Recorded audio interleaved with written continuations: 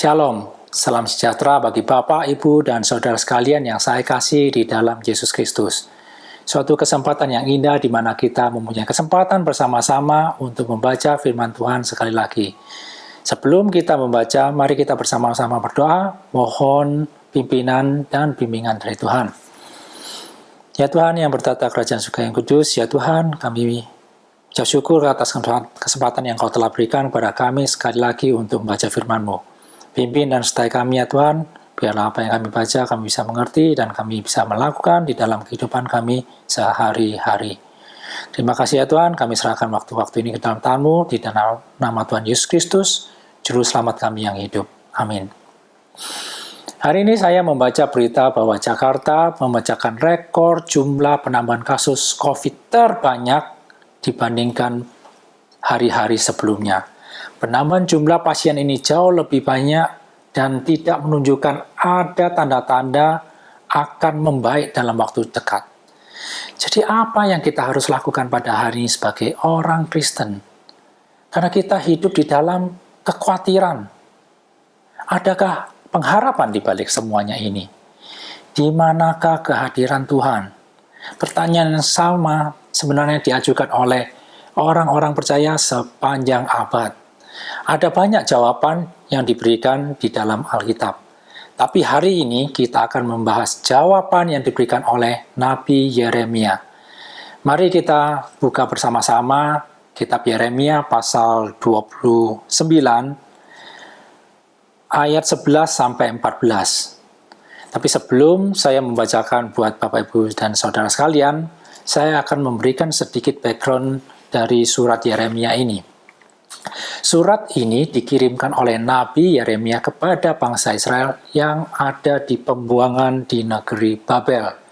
Tujuannya, supaya bangsa Israel mendengarkan nasihat daripada Yeremia dan tidak mendengarkan nasihat nabi palsu yang bernama Hanania yang mengklaim bahwa mereka akan kembali ke tanah perjanjian 2 tahun kemudian. Dan hal tersebut dicatat di dalam Yeremia pasal 28, jika Bapak Ibu dan saudara sekalian ingin membaca secara detail. Tetapi, supaya mereka taat kepada petunjuk Tuhan dan menetap di Babel sampai genap 70 tahun lamanya, maka Tuhan berfirman kepada Yeremia untuk bangsa Israel. Saya akan bacakan untuk Bapak Ibu dan saudara sekalian.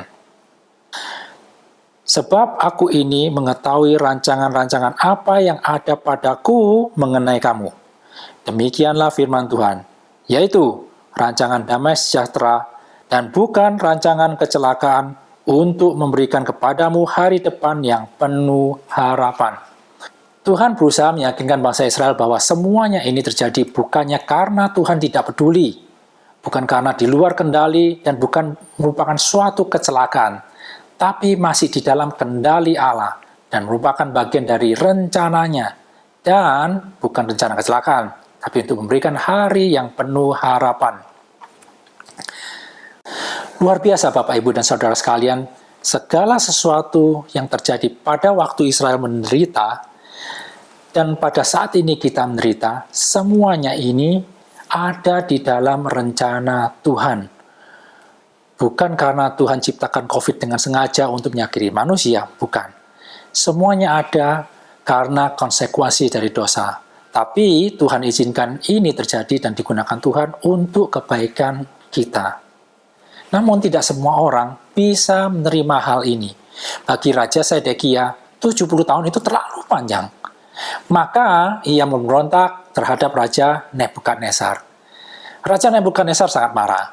Maka seluruh anak Zedekia dibunuh di hadapan Zedekia. Kemudian dirinya sendiri dibawa ke Babel sebagai tawanan. Demikian juga pada hari ini. Ada orang-orang yang tidak bisa menerima pandemik ini sebagai bagian dari rencana Allah. Sudah 4 bulan dan tidak kunjung reda. Mereka pergi ke sini, ke situ. Ada yang tidak pakai masker, tidak cuci tangan. Bahkan ada orang-orang yang menganggap COVID ini adalah hoaks. Sebagai manusia, kita sering gagal membaca tanda dari Tuhan. Apa sih yang Tuhan kehendakin dari semuanya ini? Apa rencana Tuhan? Kita tahu semuanya ini adalah dalam rencana Tuhan. Tapi apa sih rencana Dia? Saya masih ingat pesan yang diberikan oleh Pak Joshua Lee saat retreat Adelphos 12-13 tahun yang lalu. Beliau membicarakan mengenai noises of the world atau hiruk-pikuk dunia yang membuat kita tidak mendengarkan suara Tuhan. Kita tidak mengerti apa yang Tuhan kehendaki di dalam kehidupan kita. Ayat yang diberikan oleh beliau adalah diambil dari Mazmur 46 ayat 11. Diamlah dan ketahuilah bahwa Akulah Allah. Aku ditinggikan di antara bangsa-bangsa, ditinggikan di bumi. Saat ini, Tuhan izinkan untuk semuanya berhenti melalui lockdown atau PSBB. Tiba-tiba dunia dan seluruh hiruk-pikuknya berhenti. Baik tidak? Tapi manusia mempunyai banyak rencana. Manusia ingin melakukan ini, melakukan itu, pergi ke sini, ke situ. Pekerjaannya yang dia pikirkan, dia tidak berhenti. Seperti Raja Zedekia yang memberontak, kita pun juga memberontak. Hiruk-pikuk dunia sudah berhenti, tapi noises atau keributan itu tidak berhenti di dalam diri kita, ada di dalam pikiran kita. Padahal Tuhan ingin kita berhenti dan mencari Dia.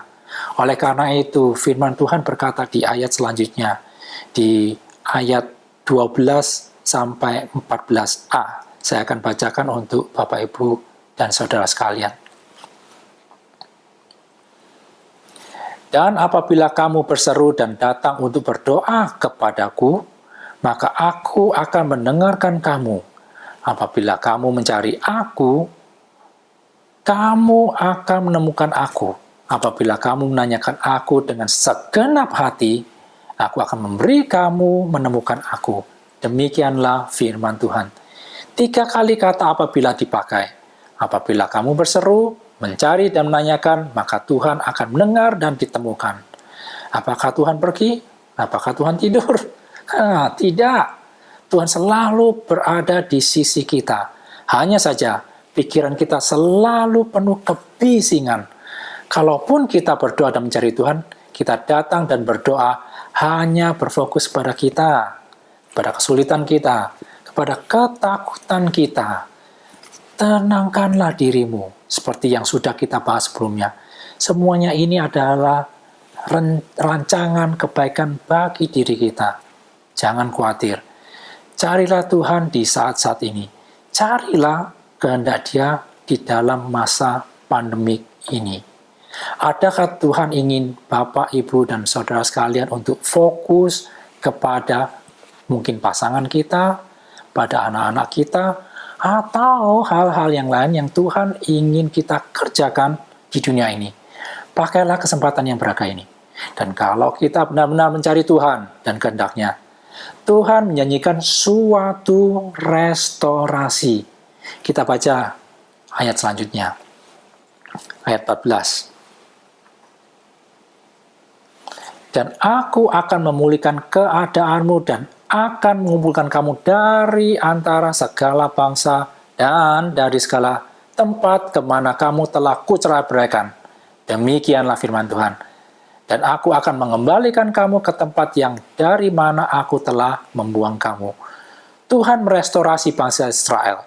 Tuhan yang sama akan merestorasi kita jikalau kita mencari Dia dengan sungguh-sungguh. Mungkin tidak serta-merta COVID akan hilang, tapi Ia akan merestorasi hubungan kita dengan dirinya. Mungkin juga hubungan kita dengan istri kita, dengan suami kita, dengan anak kita, dengan orang tua kita atau mertua kita. Bahkan mungkin engkau bisa membantu merestorasi hubungan mereka dengan Tuhan, sehingga orang tuamu bisa diselamatkan, mertuamu bisa selamatkan, dan siapapun yang Tuhan izinkan engkau dan saya untuk mengambil bagian. Pikirkanlah semua itu, diamlah, tenanglah, dan ketahuilah bahwa Dia adalah Allah. Allah yang membawa semua rangkaian rencana ini dengan baik, dengan penuh harapan untuk kita semua. Amin. Mari kita bersama-sama berdoa. Ya Tuhan, kami mengucap syukur ya Tuhan, jikalau kami mempunyai Allah seperti Engkau, yang peduli kepada kami, yang mempunyai rancangan yang baik buat kami ya Tuhan. Ya Tuhan, terima kasih ya Tuhan, jikalau Engkau ingatkan kami ya Tuhan, untuk berdiam diri ya Tuhan, dan untuk mengintrospeksi dan fokus pada apa yang Engkau kehendaki bagi hidup kami. Terima kasih ya Tuhan, biarlah kami pakai waktu-waktu ini ya Tuhan, untuk melaksanakan, untuk melakukan apa yang Engkau kehendaki bagi kehidupan kami. Terima kasih ya Tuhan, kami serahkan ya Tuhan, sepenuhnya kehidupan kami ke dalam tangan pengasihan-Mu. Di dalam nama Tuhan Yesus Kristus, kami berdoa.